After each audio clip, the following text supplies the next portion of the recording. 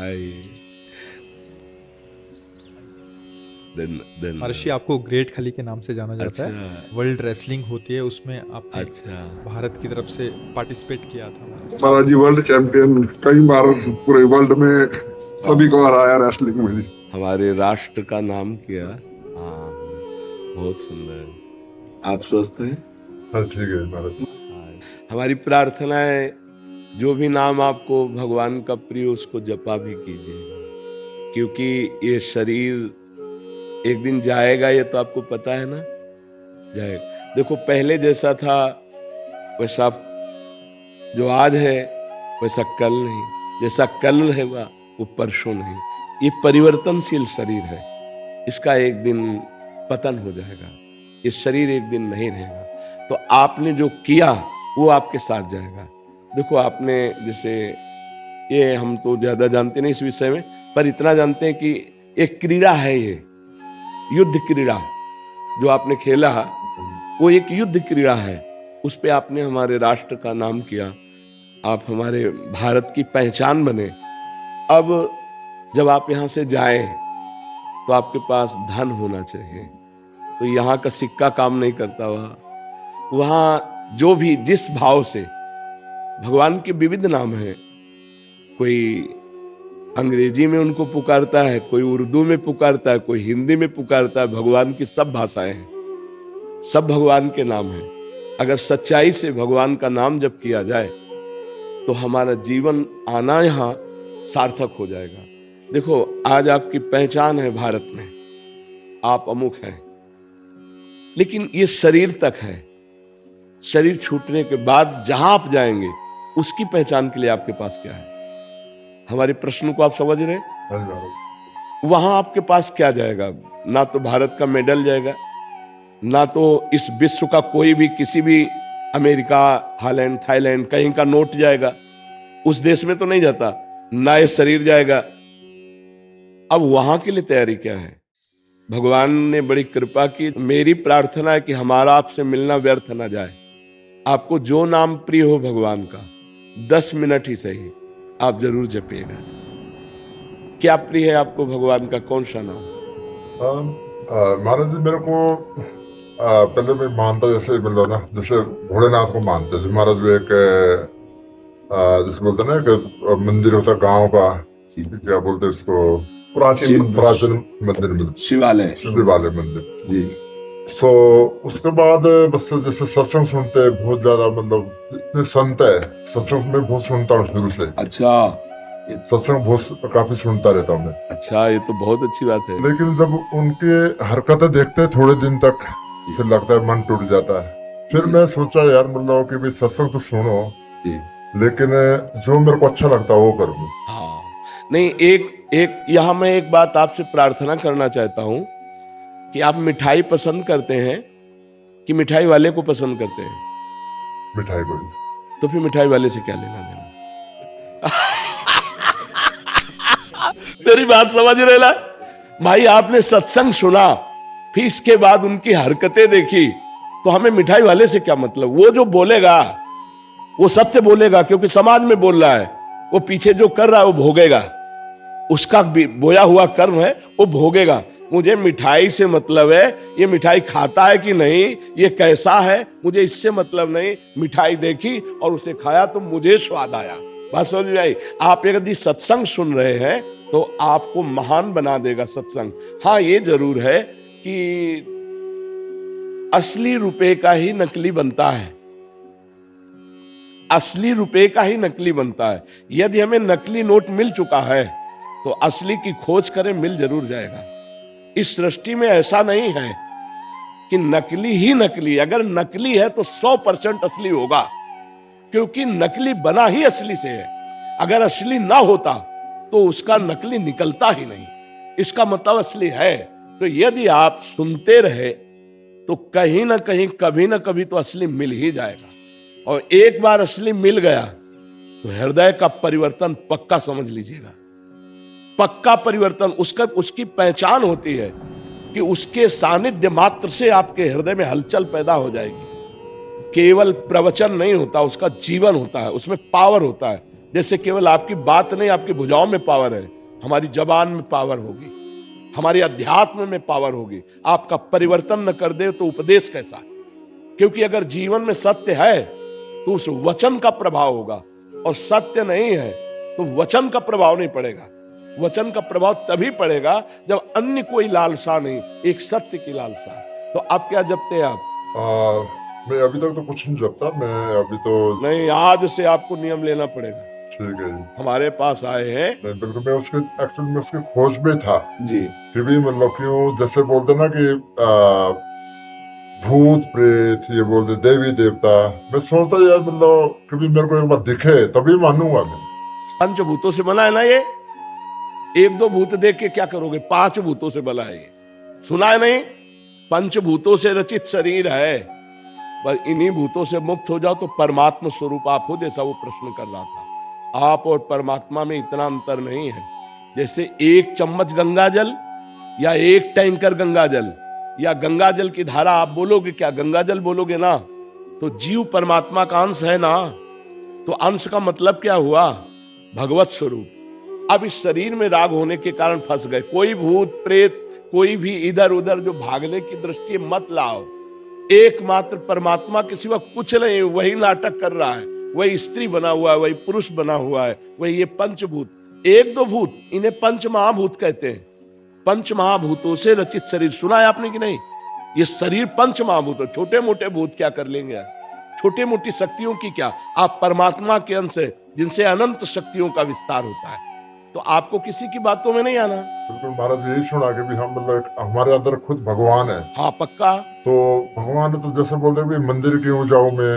हाँ, मैं किसी के उधर क्यों जाऊं? अब आपको सिर्फ सत्संग सुनता हूँ। हाँ, आपको एक बात है, आपके अंदर सारी विद्या पहले भी विद्यमान थी, लेकिन ककारा पढ़ना पड़ा ना, मास्टर के पास जाना पड़ा ना, इसके बाद आप PhD कर पाए। विद्या तो पहले भी थी।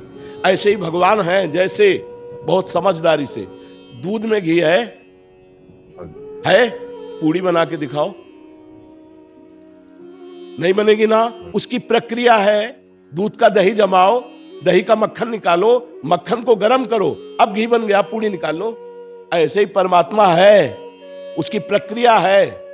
वो प्रक्रिया संत महात्माओं के समीप जाने से, उनके वचनों से, प्राप्त उपासना की क्रिया से, तब वो अंदर प्रकाशित हो जाता है। वो है तो जैसे दूध में घी। मेहंदी का पत्ता देखा है? उसमें कभी लाली मिली है? खोज लेना, फिर मंगा के देख लेना। अगर एक रेशा लाली दिखाई दे तो बताना, लेकिन प्रक्रिया से जब उसको हाथ में लगाओ और फिर धो तो लाली ही लाली रहेगी। ऐसे ही परमात्मा है। कभी देखा है तुमने? नहीं। प्रक्रिया करोगे, साधना करोगे, यही दिखाई देगा। सबसे बड़ा मंदिर आपका हृदय है। बाहर घूम आओ और अगर अंदर के ठाकुर को नहीं पहचाना, यहाँ भगवान को नहीं देखा, कहीं नहीं मिलने वाला, और यहाँ देख लिया तो कुत्ते में भी वही दिखाई देगा, दूसरी जगह ले दिखाई देगा। समझ पा रहे आप? बिल्कुल महाराज, उसी की खोज पे हूँ मैं अभी तक भी।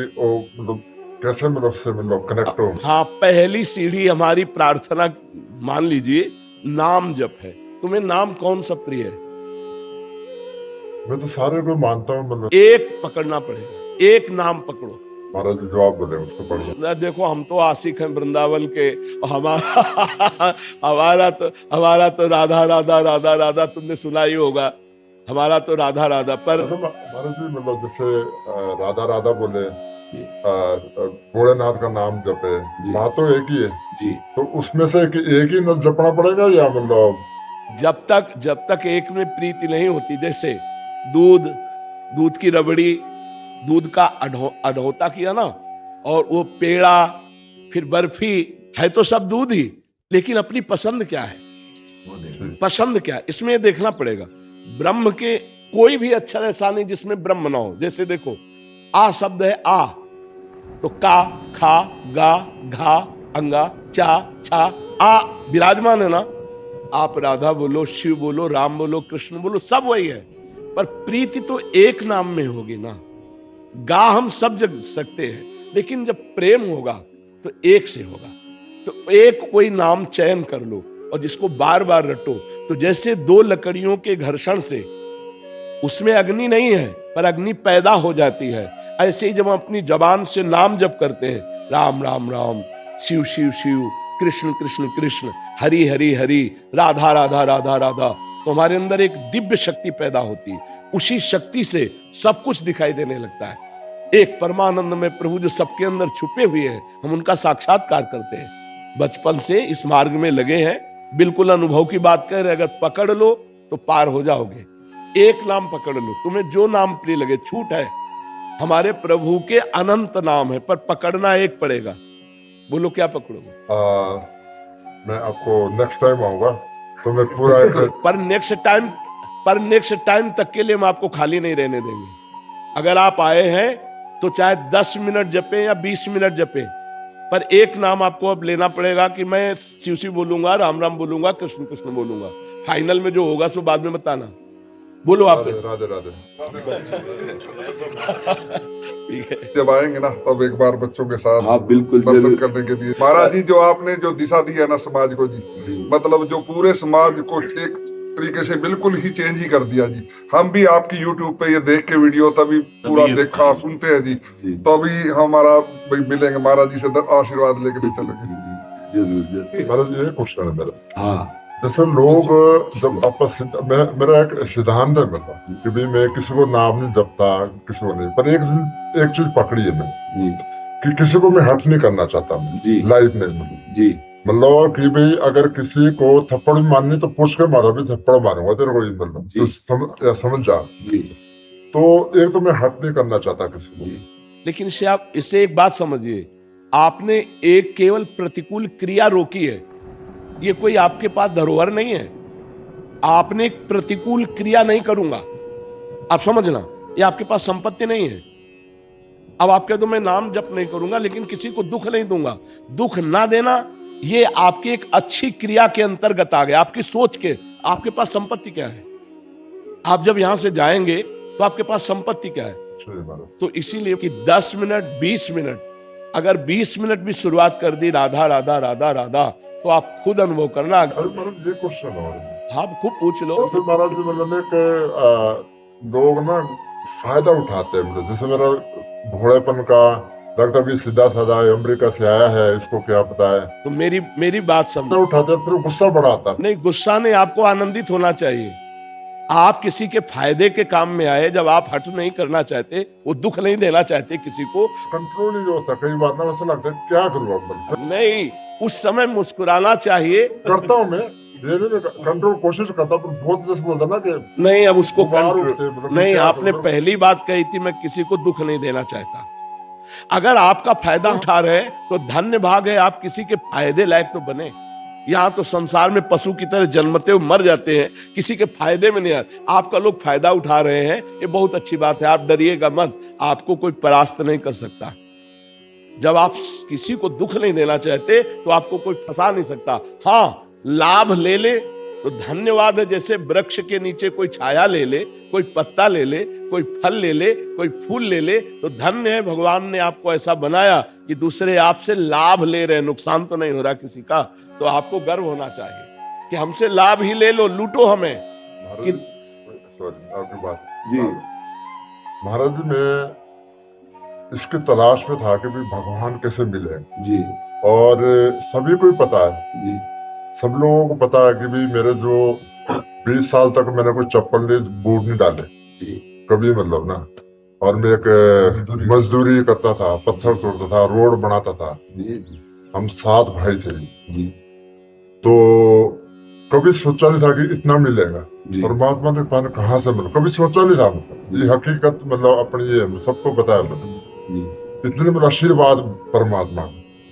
पर लेकिन मैं सोचता था कि एक बार उसको देखूं कैसा कैसा, मतलब उसकी तलाश में था मैं हमेशा। मतलब कि भी तो मैंने एक सिद्धांत बनाया था लाइफ पे कि भी किसी को हट नहीं करना और मेहनत करनी है।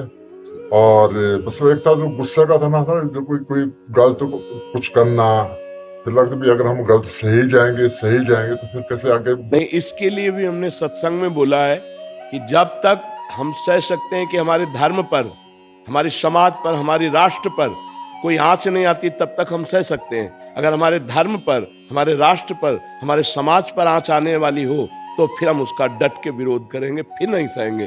थोड़ी हमारे ऊपर कोई गाली दे दे, या हमसे कोई थोड़ा सा लाभ ले ले, हम उसको सह लेंगे, लेकिन हमारे धर्म की हानि हो रही हो, हमारे राष्ट्र की हानि होने वाली बात हो, तो हमारे समाज में हानि पहुंचने वाली हो, फिर हम बर्दाश्त नहीं करेंगे। इसके लिए तो कई बार सत्संग में बोला है। तो आप देखो, गंभीरता पूर्वक एक बात समझ लीजिए कि यदि आपसे कोई छल कपट कर रहा है तो आपको पता है कि आदमी छल कपट कर रहा है, पता लग जाता महाराज। फिर एक बार के बाद दोबारा आप उसका संग मत कीजिए, चाहे वो कोई भेष में हो, चाहे वो किसी भी देश में हो। एक बार तो देख लिया कि आप हमारे से छल कर रहे हैं, और आपको सच्ची बताएं, सत्य कभी पैसे से बिकता नहीं, और जो पैसे से मिलता है वो सत्य होता नहीं, बस इतनी बात समझ लेना। अध्यात्म कभी पैसे में बिकता नहीं, और जो पैसे से मिलता है अध्यात्म होता नहीं। अगर ये बात पकड़ लोगे तो कभी छल कपट में फंसोगे ही नहीं। पैसा देके यदि आपको सत्संग सुनने को मिले तो आपके पास पैसे का गर्व रहेगा, सत्संग का लाभ नहीं। जो सत्संग है वो केवल सत्य विचार की भावना से तुम्हें मिलेगा, उसमें अर्थ की प्रधानता नहीं होगी। फिर छल कपट कौन कर सकता है? जब आपका परिचय जानकर हम आपका आदर करेंगे तो भगवत भाव से, क्योंकि हम भगवान के दास हैं, हमें किसी से कुछ नहीं। समझ में आया? अब आप प्रश्न करो और उत्तर लीजिए, और आपका जीवन मंगलमय, ये आशीर्वाद हमसे लीजिए। आपकी जेब से कोई मतलब नहीं है। अनंत ब्रह्मांडों के स्वामी के हम दास हैं, जिसके लक्ष्मी चरण चापती रहती है। और हमको अगर ये भरोसा हो जाए कि अमेरिका से आए, हालैंड से आए, हमें कुछ देंगे, तो धिक्कार है हमारे ज्ञान को, हमारे वैराग्य को, हमारी भक्ति को। फिर तो छल कपट ही रह जाएगा। हाँ, इसलिए सावधान होकर अपने मार्ग में चलिए। माला जपना जरूरी है, कर्म करना जरूरी है? बिना नाम जप किए कोई सत्कर्म टिकेगा नहीं। कर्म दो प्रकार के होते हैं, एक शुभ कर्म, एक अशुभ कर्म। अशुभ कर्म माने पाप कर्म, शुभ कर्म माने पुण्य कर्म। एक है सोने की जंजीर, एक है लोहे की जंजीर। सोने की जंजीर से बांधने तो आप बंध जाओगे, लोहे की जंजीर से बांधने तो बंध जाओगे। अब हम शुभ और अशुभ दोनों से मुक्त होकर परमानंद प्राप्त करना चाहते हैं। उसके लिए कर्म करते हुए नाम जप जरूरी है। मामुन स्मर युद्ध च, भगवान आदेश कर रहे हैं, मेरा स्मरण करते हुए युद्ध रूपी कर्म कर। क्या चला जाएगा? अगर राधा राधा बोल करके कुश्ती लड़ रहे हो, राधा राधा बोल करके जो भी काम कर रहे हो, अंदर राधा राधा चल रहा है। माला चलाने की बात नहीं कर रहा हूं, अंदर राधा राधा चल रहा है, स्मरण नाम का चल रहा है, और कार्य कर रहे हो। इससे बड़े महात्मा और क्या हो सकते हो? ये नाम तुम्हारे साथ जाएगा। दान पुण्य एक शुभ कर्म है, पाप अधर्म एक अशुभ कर्म है। दोनों का फल है एक दुख और एक सुख। सुख जैसे अभी आप बोले, दुख जो पीछे बोले कि चप्पल भी नहीं थी, पत्थर तोड़ करके कर, तो वो उस समय का कर्म था। आज तुम्हारा पूर्व का पुण्य फलीभूत हुआ, समाज में सम्माननीय और राष्ट्र के गौरव कहे जा रहे हो। ये कर्म है केवल, लेकिन इससे मोक्ष मिल जाएगा, भगवान मिल जाएंगे ऐसा नहीं। उसके लिए नाम जप करना पड़ेगा। नाम जपना बहुत जरूरी है, उसके बिना नहीं बनेगा।